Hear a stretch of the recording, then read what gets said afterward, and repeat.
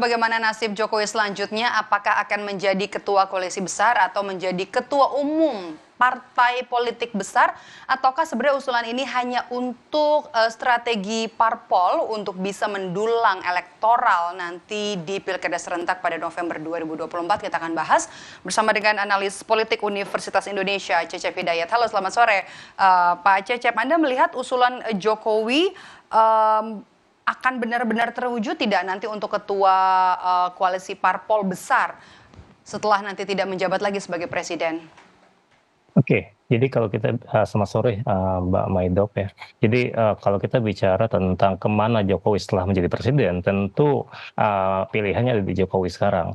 Nah, memang setelah dia berpaling dari PDI Perjuangan, tentu Jokowi perlu partai politik. Seperti halnya ketika Megawati telah selesai, SBY telah selesai, itu mereka punya kendaraan politik yaitu PDI Perjuangan dan Demokrat. Nah, ketika di masa-masa akhir kekuasaan Jokowi justru berpaling dari PDIP, tentu dia butuh kendaraan politik yang lain. Nah, kalau kita bicara partai politik ya, ketua umum partai politik, tentu nama Jokowi sendiri sudah beredar ya di di pertemuan Golkar kemarin ya. Nah, tapi kemudian bagaimana elit-elit Golkar sendiri bersedia untuk menerima Jokowi? Karena kan untuk menjadi ketum dari Golkar sendiri butuh berbagai persyaratan, meskipun nanti persyaratan sendiri bisa saja berubah ya, amat dinamis misalnya. Oke, kemudian kalaupun nanti ingin berperan lebih, tentu dia harus berperan, harus memiliki kendaraan politik, yaitu punya partai politik. Nah, persoalannya kan memang tidak ada partai politik atau belum ada partai politik yang di ya, dipegang oleh Jokowi sekarang.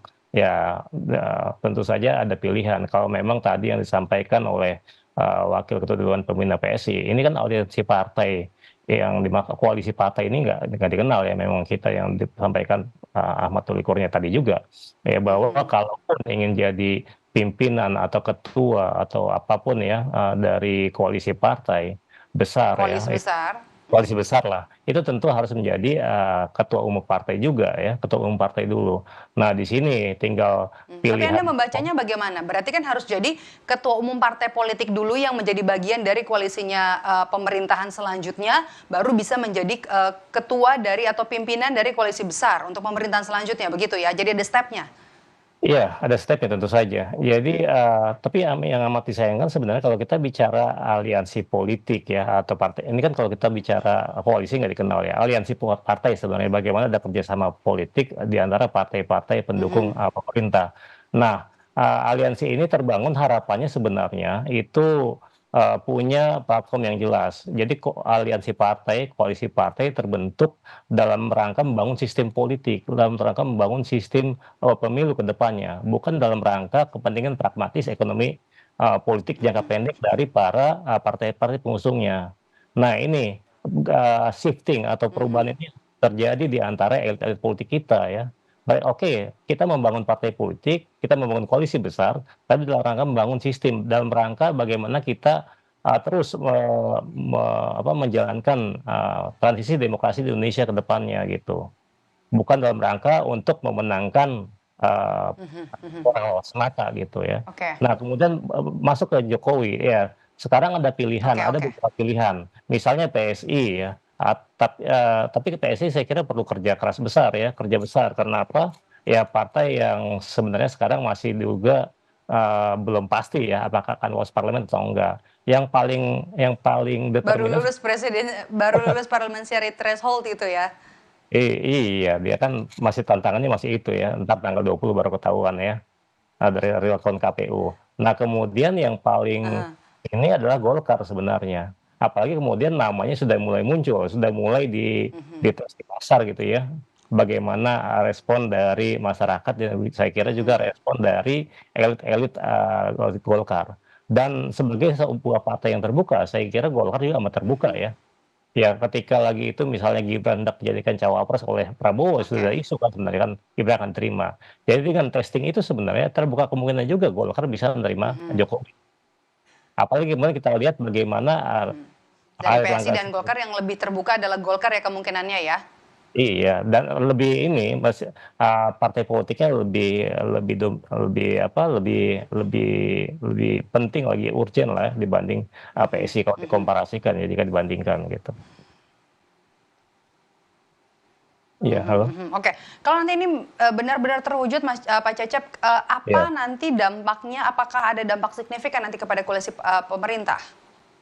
Ya tentu saja ya. Jadi kan gini, perhitungannya sekarang udah di awal pertengahan Maret ya, kemudian kita lihat kalau konteksnya adalah pilkada ya, itu kan Mhm, di 24 November, jadi 11 dikurang 3 ada 8 bulan lagi ke depan.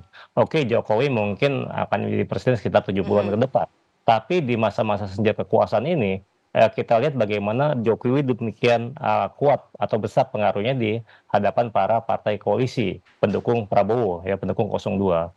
Dan di Mhm, awal-awal mhm. dan ini juga potensi, apa namanya, potensinya besar ya, kalaupun nanti misalnya keluarga Jokowi yang lain, di luar Gibran ya, dalam hal ini misalnya, Mhm. Kaisang ataupun Erina untuk maju, potensi elektoralnya besar juga Kaisang, Erina. ya, dengan berbagai, Mhm, apa namanya, mhm. penjelasan, baik itu elektoral maupun Jokowi efeknya dan kemudian juga instrumen, Mhm.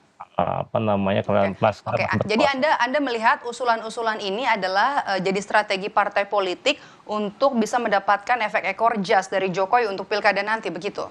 Ya, jadi ada beberapa penjelasan ya, selain efek, ekor das dari Jokowi itu sendiri, ini kan sekarang akhirnya partai-partai juga terkesan bergeser ke tengah, lebih pragmatis ya, yang punya basis elektoral. Siapa yang didukung Jokowi, kemudian Mhm, Jokowi sekarang masih menjadi bagian dari kekuasaan. Harapannya ya praktik-praktik yang kemarin dilakukan untuk memenangkan kosong juga juga dua tuh juga terjadi, bisa dilakukan gitu ya. Karena sebagai bagian dari, pemerintah ya, yang pihak yang berkuasa lah, itu harapannya tentu saja ada, potensi penggunaan instrumen kekuasaan juga yang bisa dilakukan, dan itu bisa memenangkan. Apalagi untuk level kota atau kabupaten mhm, yang pemilihnya tidak terlalu besar, itu lebih relatif lebih, sederhana ya dibanding yang mhm, mhm, oke. Oke, oke. Singkat saja, satu lagi, Pak Cecep, ini ya. akan tentunya bisa dimanfaatkan juga untuk keluarga inti Jokowi yang nanti kemungkinan atau berpotensi nanti berlaga di Pilkada serentak 2024 ini? Singkat saja, Pak Cecep. Iya, itu amat, dalam politik semua pintu kemungkinan terbuka ya. Ya kita nggak bisa tadi jawaban Gibran atau itu kan seperti jawaban Jokowi juga ya, atau seperti jawaban mereka berdua ketika, muncul isu Gibran akan maju Mhm, sebagai wakil presiden. mau maju Jadi, ya? ya itu, Mhm, lagi itu kan jawabannya selalu, apa, template-nya sama gitu, singkat, iya, singkat dan amat, multitafsir gitu. Dan itu nggak bisa dipercaya saya kira kan. Jadi potensinya adalah, ya setelah, Gibran oke, dan Bobi, kemudian Kaisang sudah, juga masuk ya, meskipun baru di ranah, partai politik, bisa saja mhm, dia potensi oke. maju ke, ranah eksekutif, termasuk juga, istri dari Kaisang gitu. Apalagi kemudian kalau istri Oke, Kaisang baik, kan kita sudah tunggu dimunculkan nanti juga yang ya paling oleh pertama adalah waduh, hasil rekapitulasi pemilu nanti tanggal 20 Maret 2024 dan nanti juga siapa presiden dan wakil presiden yang terpilih untuk pemerintahan selanjutnya. Terima kasih analis politik dari Universitas Indonesia Cecep Hidayat sudah bergabung bersama kami. Sehat selalu Pak Cecep. ya Dan selamat sore usai Pak jeda Beni. saudara kami akan kembali dengan info